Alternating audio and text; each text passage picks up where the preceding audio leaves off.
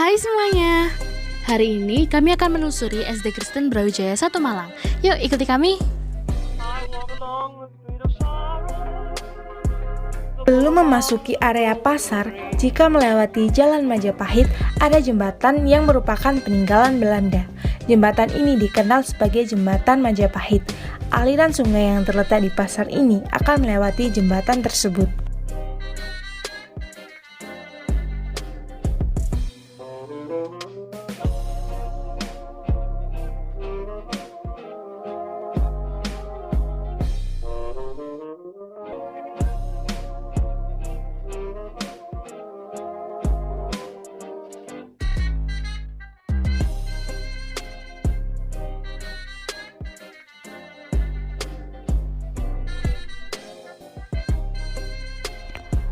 Tata ruang bangunan ini berbentuk huruf L simetris.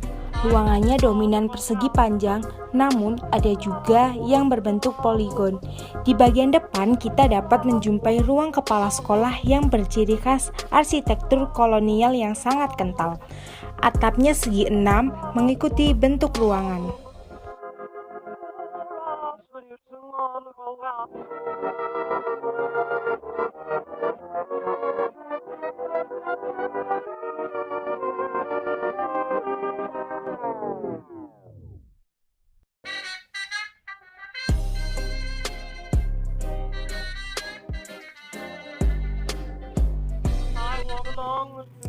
Dinding luar hiasi batu alam yang kokoh sejak zaman dulu, menjadi karakteristik arsitektur Belanda. Atap perisai yang merupakan salah satu ciri khas bangunan Belanda. Atap ini merupakan penyesuaian dengan iklim tropis basah di Malang. Kami menjumpai sesuatu yang unik di bangunan ini. Terdapat bukaan pada perpustakaan menggunakan jendela awning terbalik yang mungkin tidak ditemukan lagi pada bangunan modern.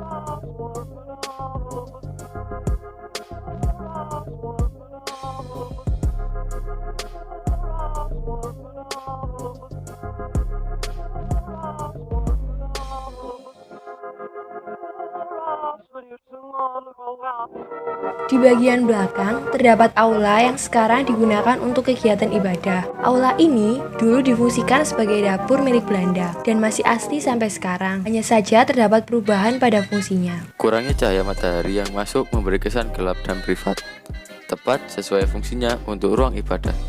Hal unik yang kami sadari pertama kali adalah konstruksi kuda-kuda yang banyak digunakan zaman penjajahan Belanda.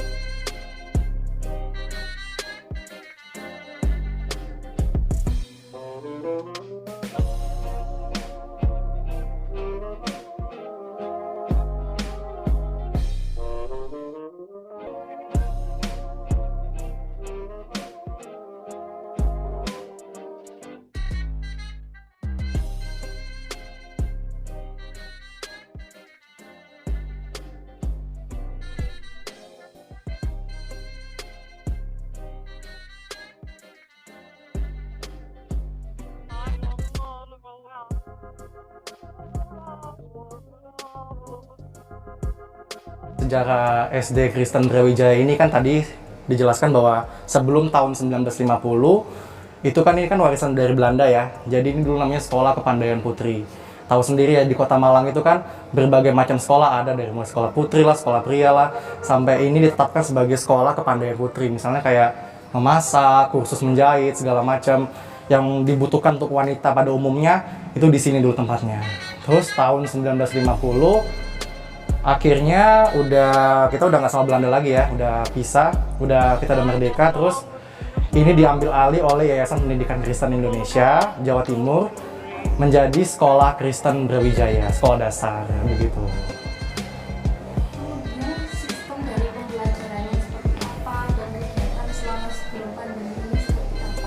Untuk sebelum pandemi ini kegiatan belajarnya tuh biasa ya, sekolah dasar pada umumnya, belajar, masuk, ngikutin sesuai dengan peraturan dari kurikulum dari dinas pendidikannya apa, misalnya K13 atau apa, kita ngikut banget, kita aktif banget dan masih mengikuti banget perkembangan dari dinas apa. Kita nggak boleh sembarangan juga untuk buat sendiri. Setiap muridnya, setiap kelas takarannya berapa? Nah itu dia sih sebenarnya untuk sekolah kita ini, kelas sekolah di sini tuh cukup tidak banyak muridnya, bukan cukup tapi nggak banyak muridnya, cuma beberapa aja. Sekelas kadang ada yang 3, ada yang cuma 4, ada yang 6 gitu. Untuk kelas 1 sendiri itu cuma ada 3 siswa. Kelas 2-nya ada 4, kelas 3-nya ada 5, kelas 4-nya berapa ya? 3 orang juga. Kelas 5-nya ada 4 dan kelas 6-nya ada 8. Gitu.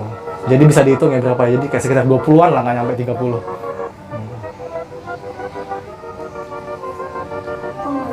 Pembelajarannya saat pandemi ini seperti apa? Apakah sekolah ini mengadakan sistem luring seperti di sekolah atau online seperti via Zoom? Oke, untuk sistem pembelajaran kita itu ada 2 macam. Awalnya untuk awal-awal pandemi itu kita ada 2. Kita ada cuma 1 doang sih, yaitu daring pastinya. Masa-masa itu kan emang nggak boleh ya, pandemi sama sekali, emang nggak boleh sama sekali mengadakan kegiatan di dalam sekolah. Tapi tahu sendiri ya, di sekolah ini kan anak-anaknya itu kan nggak semuanya memiliki fasilitas yang memadai seperti laptop, Android. Ya mungkin Android punya lah ya, zaman sekarang nggak mungkin orang tuanya nggak punya Android. Cuma kan masa sekarang ini orang tuanya mereka kan juga bekerja gitu kan, pulangnya malam, mana sempat lagi buat buka HP untuk ngerjain tugas buat anak-anaknya. Jadi sekolah memutuskan saat itu juga kita bisa luring, bisa tatap muka ke sekolah, tapi dengan berbagai macam protokol-protokol yang harus diikutin. Misalnya 1 minggu itu cuma boleh datang hari Senin, Rabu, dan Jumat. Terus juga masuknya itu dari jam 8 sampai jam 11 saja. Nggak boleh lama-lama dan emang nggak boleh lama-lama dan nggak boleh banyak-banyak rame-rame itu nggak boleh gitu loh. Tapi untungnya emang sekolah ini tuh kan nggak banyak muridnya, jadinya ya udah jadi aman-aman aja gitu. Sejauh ini sih dari pengawas juga memperbolehkan kita untuk mengadakan sistem luring di sini.